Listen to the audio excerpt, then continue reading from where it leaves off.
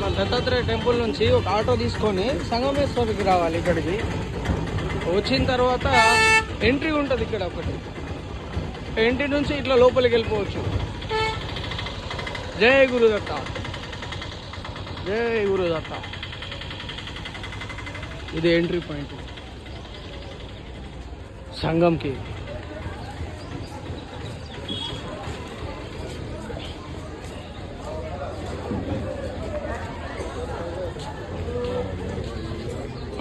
స్వామి వాళ్ళు అయితే అక్కడ కొబ్బరికాయలు అవి తీసుకుంటున్నారు లోపల, నది లోపల అవి వదలడానికి అని చెప్పేసి బుట్ట లోపల. అదే నది లోపల కొబ్బరికాయలు అవి దీపాలు ఆరాధన అదంతా ఉంటుంది కదా, అది చేద్దామని జస్ట్ కింద ఇక్కడ ఒక 2 అడుగులే ఇప్పుడు దిగింది. ఇక్కడ గుడి దగ్గర నుంచి ఇక్కడికి, ఇక్కడ స్నానాలు గినాలు ఆచరించే వాళ్ళు ఆచరిస్తారు. ఇట్లా నది దగ్గర ఇక్కడ దిగిన తర్వాత స్వాములు అయితే పూజలు ఇక్కడ మన నదిలో చేయాల్సిన పూజా కార్యక్రమాలు అయితే మొదలు పెడుతున్నారు. అలా కొబ్బరికాయ కొట్టడం, దీపారాధన చేయడం, దీపం వెలిగించి నదిలోకి వదలడం. ఈ నది చూస్తే వెడల్పుగాను పొడవుగా ఎక్కడికో వెళ్తున్నట్టుంది. స్వామి అక్కడ చూడొచ్చు కదా, జనాలు చాలామంది ఎక్కడ ఉన్నారు, మనం ఇక్కడికి వచ్చేసాము.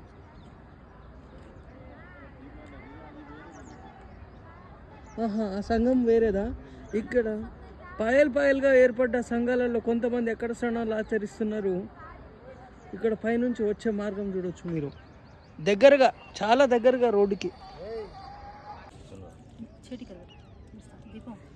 దూరం అన్న కింద పెట్టు దక్షిత, మళ్ళీ చెయ్యి ఇదైపోతుంది.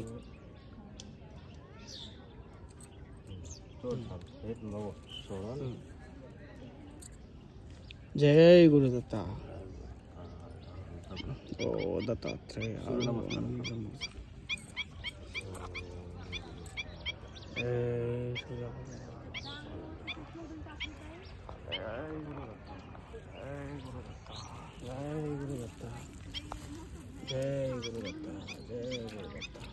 స్వామి ఆ కొబ్బరికాయని లోపలికి వేసేసాడు.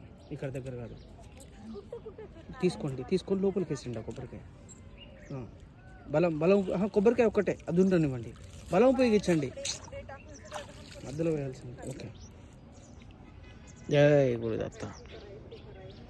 దక్షిత అయితే ఇక్కడ మన గజస్తంభం దగ్గర నుంచి ఉంది, రాళ్లతో ఉంది. మన ఇప్పుడు ఇంతకుముందు చూసిన క్యాజువల్ స్తంభంలా కాకుండా రాళ్లతో ఉన్న స్తంభం.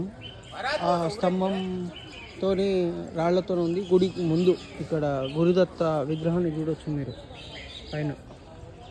జై గురుదత్త. ఇంత దర్శనాలు. ఈ రావి చెట్టుకి, యాప చెట్టుకి, కలిసి ఉన్న చెట్టుకి తాళ్ళు అయితే కడుతున్నారు జనాలు. ఇలా కడుతున్నారు మాలలు అయితే.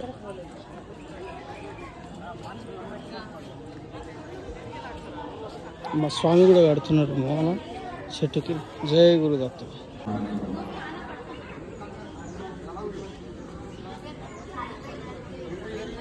నేను కూడా ఈ కలిసి ఉన్న రావి చెట్టు, వేప చెట్టుకి కంకణం అయితే కట్టడం మొదలుపెట్టాను.